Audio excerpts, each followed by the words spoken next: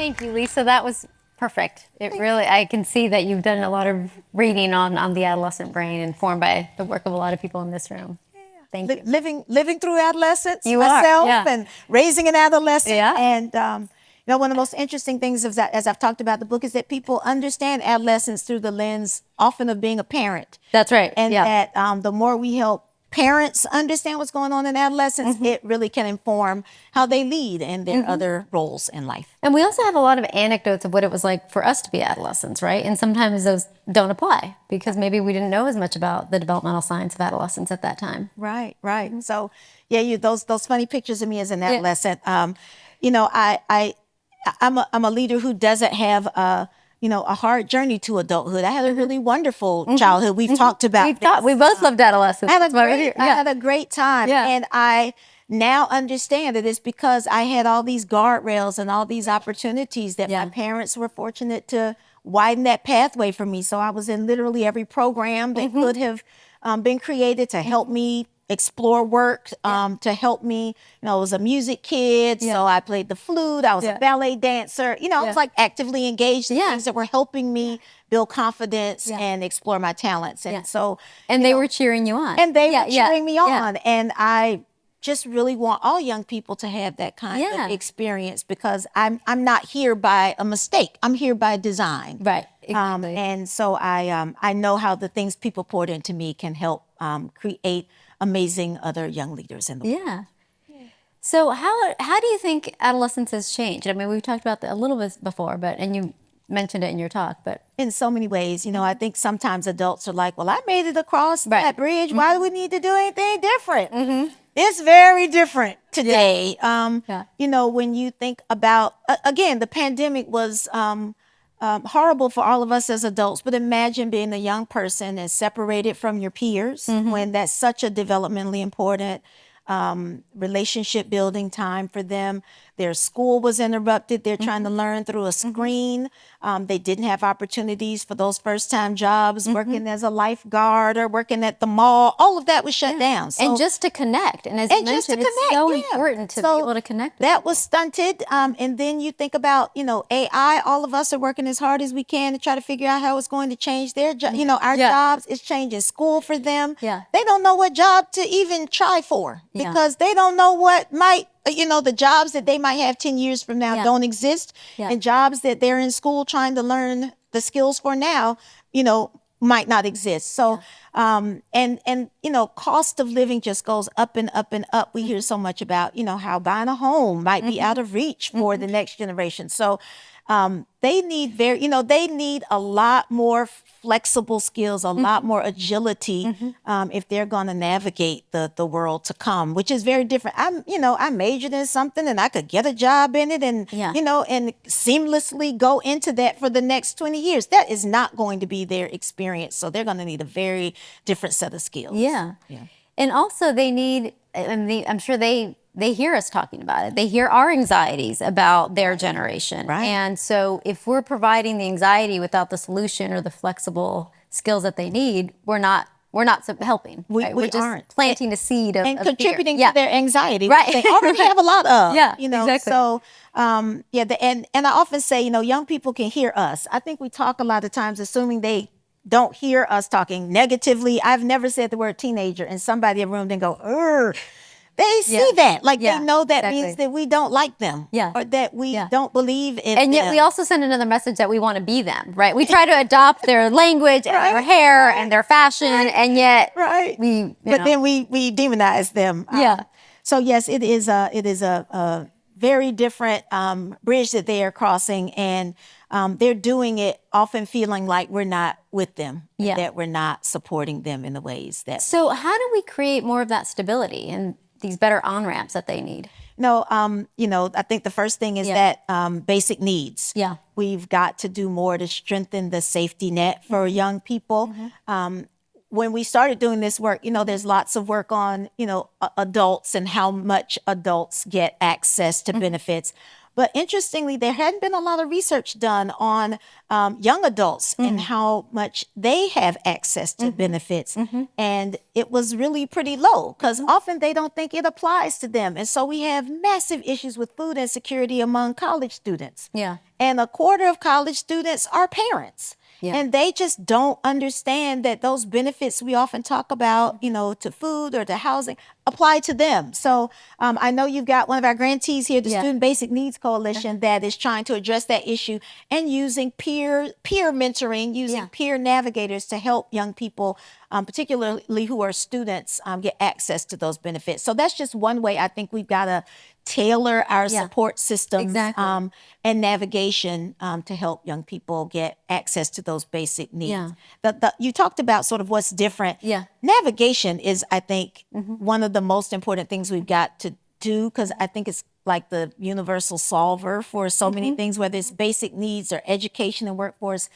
The world is extraordinarily complex, and we've got to get more mentors and navigators equipped to help young people get through. And so even when it's peer navigation, it's just a great way to help them figure out how do I even apply for these benefits? Do they apply to me? How do I apply? How do I keep them? And that's responsive to what we know young people are really good at, which is bonding with other people, forming connections, asking their peers for help. And wanting purpose. And wanting purpose, right. A leadership opportunity. Yeah, we'll talk a little bit about that later.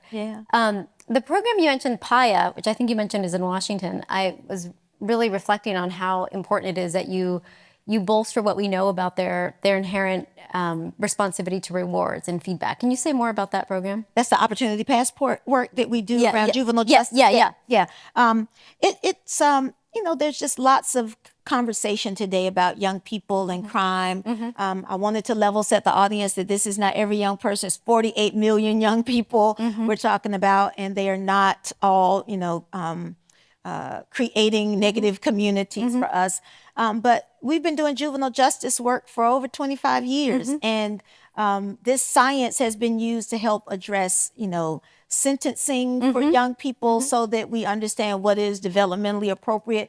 But that, sort of the incarceration part is the small part of what happens. The big part of what happens is this probation. Yes. And we realized a number of years ago, we got to do something to work on this probation situation because young people don't do well with this list of rules that's being given to them. And so that's how we leaned on the science and how can we create something that's more aligned with the science. And I don't think we even imagined it would be as successful as it was. And the adults who work in the system enjoy it more too because they aren't controlling young people. They're working with a receptive audience. They're taught to be coaches and to engage with young people in more positive ways. And they all say, I got into this work because I want to help young people. Right. And if you give me the tools to help them better, I feel better about the job that I have. So it has really been transformative for the young people on probation and for the adults who are supporting them, who now feel like they've got the science, the understanding, and the mechanism to better help young people get on track. And the tools to lead with respect. We know that adolescence and the adolescent brain is really tuned into who's showing them respect and signs of disrespect. Yes. So what language can we use for signaling that to young people, that we respect them, and all of the programs that you talked about? Listening. It is the simplest thing we can do. Young people love to be heard. This is a time where they're finding their voice. And in almost everything we do, we find a way to incorporate youth engagement in that work. In our juvenile justice work, we helped a number of facilities set up student councils for young people so that they could contribute to what would make this place safer, what would make this place help you dream, what would make this place enable you to connect, or young people aging out of foster care. In our apprenticeship work, there's always some council or advisory group of young people. And every single time they tell us something that we missed, they tell us something we didn't think about, and they are extraordinarily creative. An example I didn't give in my remarks is about a program called Soul, Soul Family, that too many young people age out of foster care. 20,000 young people a year age out of foster care without a permanent family. And it's because we don't have a structure that meets the needs of all young people. Adoption might not work, guardianship might not work. So we gave the work to the young people. Well, what would you do? And they said, we would create a new form of family where you, over the age of 16, get to pick unrelated adults who are in your life who can become your legal family. Wow. And within 2 years, that became law in Kansas. Wow. Isn't that Incredible. fantastic? And now I think 40 young people have a permanent family for life. And they got to pick a coach and a mentor and maybe a neighbor who couldn't have otherwise been a family for them. And now it is being considered in Washington, D.C. Wow. and in Oklahoma. So all because young people themselves said, well, thank you for asking. Here's an idea. So listening, that is the biggest thing we can do to show them respect and to unleash the phenomenal creativity they have. I know you talk a lot about creativity that young people have. Absolutely. Age of that. We see it every day. Well, that goes hand in hand with what you mentioned about risk-taking, that they're more comfortable with it. And being creative means putting yourself on a limb, right? Individuals in our communities who are creative and artists, they're always testing their ideas, knowing that some may land, some may not, but that willingness to engage in the risk is something that our young people are inherently probably better able at doing than we are. Not probably, definitely. That's the positive framing of risk taking that we often think it's about driving too fast in your Buick Skyhawk on the highway, when it is really about being willing to just try different things. And to put your ideas out. What other forms of risk taking that we often don't lift up? Wow. You know, even building relationships is a risk with other people, to try to meet different people in different spaces and figure out whether or not they are folks that you could connect with. Work is a risk. You know, when you go to work, you got to be open to learning new skills. You got to be open to taking feedback, sometimes criticism of And you're often the youngest person in the room. You're often the youngest person. And ageism is real. Oh, 100%. It goes both ways. Absolutely. It does go both ways. It does. But, you know, the ways that we grow throughout our lives is through taking a risk to do something else. You know, it's a risk to be a tax lawyer and try to lead a foundation around children. You know, it is. And I do think it's during those times young people get to see the rewards of risk. And because of that, we become more willing to take risk as we get older as adults. But that risk taking is often beyond your family of origin. And, you know, the risks that you take, you know, in your family are very different than risks you take in a workplace where you don't know these people and they don't necessarily have an interest in you. That's a big risk to do that in a space where you may or may not know how it will be received. I think this is sort of my advice to all of us as we have young people joining the workforce, Generation Z, to really sit and listen with them, give them guidance about what's, you know, what are the norms in a particular workplace, because it's a scary transition for them as they join a workforce that they know isn't always so keen on them. What are some of the norms that may not be obvious to young people? You know, I admit as a leader, I was sort of frustrated with all the questions that young people ask. They have a need to understand why. And that's not a bad inclination. Like, aren't you going to do a better job if you understand the why behind what's going on? Many of us held our why inside when we were first joining the workforce. They put theirs out. And so I respect that. Thank you for asking so that you have the right answer. I also learned they skip hierarchy. You know, they are more than, they will go to the president. Well, I need to talk to you about X. And I asked somebody, like, what is that about? It's because the world is flat for them. They grew up with social media. They can tweet the president of the United States. We didn't have that when we were growing up. The bridge is different. So they grew up without hierarchy in their lives. And so they think, well, I have a question. I need to go to the top. That's the person who knows the answer. So to help them understand, actually, the first person you ought to ask is your manager or your director. That's not their first inclination. So that's just a norm setting to help them. It's and very practical skill that would be helpful for everybody involved. But you ought to think about why they assume that. And it's just because their bridge is different than ours. So on the one hand, they seem more bold socially. And on the other hand, I always get questions about everybody's anxious and whatever it is. So how does that square? It's all true. That's true. I mean, you can have both things are true. Can't they be complex individuals just the way we're complex individuals? I am an extrovert, but there are also times I don't want to talk to people. Yeah, that's right. You know, yeah, so, I'm the same way. You know, let them be full human beings with right. the range of emotions and the range of... We put them in a box, right? We generalize. We do. Yeah. And nobody wants to be put in a box. I was talking to a group of women leaders, and I was like, you know, the things we say about young people, imagine in the 50s that this might have been the way people talked about women joining the workforce. They're going to be too emotional. They've got all of these, you know, they care about purpose and these other things. Oh, you know, might be. They're going to ruin everything. They're going to ruin everything. I'm a woman in the workplace. I wouldn't want somebody stereotyping me as I join the workplace or defining me in a certain way. All that to say, stereotypes are not a good thing for anybody at any age. Yeah.